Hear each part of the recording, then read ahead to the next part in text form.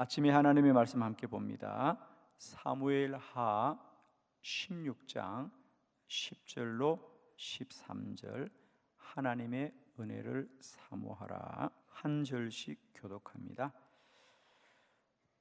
10절. 왕이 이르되 스루야의 아들들아, 내가 너희와 무슨 상관이 있느냐? 그가 저주하는 것은 여호와께서 그에게 다윗을 저주하라 하심이니 뇌가 어찌 그리하였느냐 할 자가 누구겠느냐 하고, 또 다윗이 아비새와 모든 신하들에게 이르되 내 몸에서 난 아들도 내 생명을 해하려 하거든 하물며 이 베냐민 사람이랴. 여호와께서 그에게 명령하신 것이니 그가 저주하게 버려두라.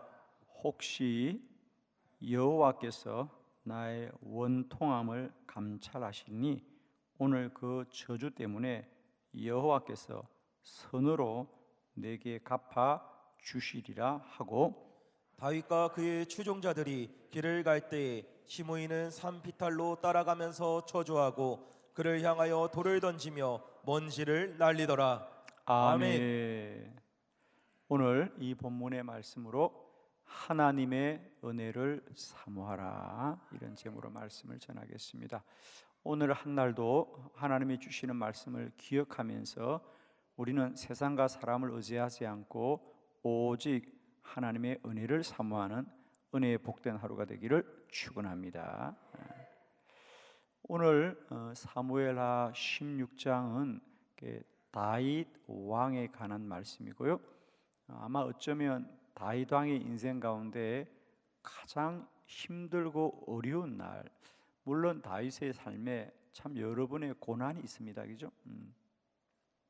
그러나 그런 것들은 대부분 사울 왕으로부터 또 혹은 다른 이방 족속으로부터 오는 어려움이었습니다. 그런데 오늘 사무엘하 15장 16장에 이어지는 말씀은 다윗이 그의 아들 압살롬이 반란을 일으켜서, 지금 오늘도 이 장면이 다윗이 궁전을 떠나서 도망가는 중에 일어난 일입니다. 사실은 한 나라의 왕이 다른 나라의 외적으로부터 침략을 당하여도 힘이 들고 어렵습니다. 그런데 자기 아들이 아버지에게 반란을 일으켰습니다. 그것은 단순히 어떤 전쟁의 문제가 아니고 그 대상이 아들이잖아요, 그죠? 아들이 아버지에게, 아버지를 궁전에서 쫓아내고 자신이 왕이 되겠다고 한 거죠. 그런 아들과 싸워야겠습니까, 그죠? 그래서 다윗이 궁전에서 쫓겨납니다. 그래서 감람산으로 가게 되는데, 그 가는 길에 그 전에 그렇게 다윗을 괴롭혔던 사울 왕의 후손 중에 시므이라는 사람이 있습니다. 그가 그런 다윗을 향하여 그렇게 막 저주를 하고 그런 겁니다. 왜? 다윗 왕에게 그렇게 말하는 거죠. 네가 사울 왕을 그렇게 괴롭히니까 벌을 받는 거야, 이런 얘기입니다. 이를테면. 그러면서 다윗이 지금 몸을 피하여서 도망 중인데 다윗을 향하여 그렇게 막 저주를 하는 거죠. 그러자 다윗 왕의 일행들이 그 시므이를 칼로 치려고 합니다. 그러자 다윗이 말하는 거죠. 그냥 두어라, 그냥 두어라. 어쩌면 그가 나를 저주하는 그것도 하나님의 뜻인지 모른다. 그냥 두어라. 내 아들도 나에게 반란을 일으키는데 그런 사람들이 무엇을 못하겠느냐? 그러면서 다윗이 뭐라고 합니까? 12절이 이제 오늘 우리가 보려고 하는 가장 중요한 구절이죠. 12절에 보면 혹시 여호와께서 나의 원통함을 감찰하시니 오늘 그 저주 때문에 여호와께서 선으로 갚아 주시리라. 그러니까 나의 원통함은 하나님만이 아신다. 그래서 다윗은 그 일에 관하여 사람과 시비를 다투지 않고 오직 하나님께만 은혜를 구하면서 그 고난을 이기게 됩니다. 물론 우리가 이미 잘 아시는 대로 그래서 다행히 다윗은 하나님의 은혜를 입어서 하나님이 그 아들 압살롬과 그들의 불의한 일들을 다 물리치게 하였어, 그죠? 다시 하나님이 다윗을 궁전으로 돌아오게 합니다, 그죠? 다윗이 옳았죠. 다윗은 그런 불의하고 억울한 일 속에도 사람과 세상을 향하여 다투지 않고 오직 하나님의 은혜를 구합니다. 여호와께서 나의 원통함을 다 아시리니 여호와께서 오직 선으로만 내게 갚아주실 겁니다. 그리고 다윗은 오직 하나님의 은혜만을 구합니다. 여러분, 우리가 인생을 살면서 우리들에게도 혹 이런 고난이나 환난이나 억울함이 있을 수 있는데 그때마다 우리 그리스도인들이 꼭 기억해야 될 것, 우리는 하나님의 은혜만을 구하자. 그것이 진정한 믿음입니다. 자, 오늘 저는 이 다윗의 믿음, 그가 이 고난과 환난 가운데도 사람과 세상과 싸우지 않고 오직 하나님 앞에서 하나님이 나의 모든 것을 아시고 하나님이 내게 선으로 갚아주실 것이다 라는 이 믿음, 오직 하나님의 은혜만을 구하는 이 믿음, 우리가 함께 세 가지 말씀을 보도록 합니다. 오늘 다윗은 첫 번째, 그는 억울하여도 하나님의 은혜를 구하였습니다. 그래요. 사무엘하 16장 8절의 말씀을 함께 보도록 합니다. 시작. 사울의 족속의 모든 피를 여호와께서 내게로 돌리셨도다. 그를 이어서 네가 왕이 되었으나 여호와께서 나라를 내 아들 압살롬의 손에 넘기셨도다. 보라, 너는 피를 흘린 자이므로 화를 자초하였느니라 하는지라. 아멘. 이 시므이가 이 다윗을 향하여 오늘 보시는 바와 같이 사울의 족속의 모든 피를 여호와께서 너에게 돌리셨구나, 그런 말이죠. 네가 사울을 칼로 물리쳤으니까 하나님이 이제는 압살롬의 손을 통하여 너를 물리치는구나, 그렇게 말합니다. 사실 그건 사실이 아니잖아요, 그죠? 사실은 15년 동안 사울 왕이 얼마나 다윗을 괴롭혔습니까? 그리고 다윗은 결코 사울 왕과 칼로 싸워서 왕이 되지 않았죠. 우리가 아시다시피 사무엘상 31장에 보면 사울과 이스라엘이 블레셋과 전쟁 가운데서 거기서 그 전쟁에서 전사하고 맙니다. 그때 사울도 죽고 안타깝게도 아들 요나단마저 죽게 됩니다. 그래서 이제 사울 가운데는 더 이상 왕을 이을 자가 없어서 하나님이 다윗을 세워서 그 왕위를 잇게 하는 거였거든요.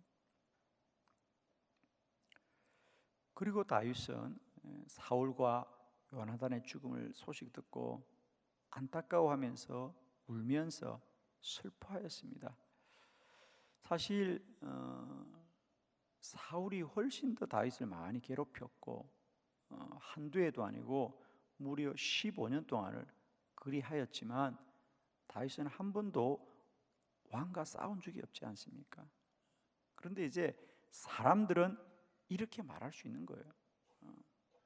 사람들은 결과만 보고는 당신이 왕이 되기 위하여 사울을 죽이고 이 권력을 갖지 않았느냐, 그러니 이제 당신이 그 벌을 받는 거라고 말하지만 그것이 사실이 아닙니다.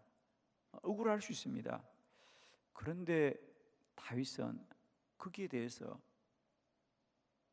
사람과 변론하지 않고 오늘 보신 바대로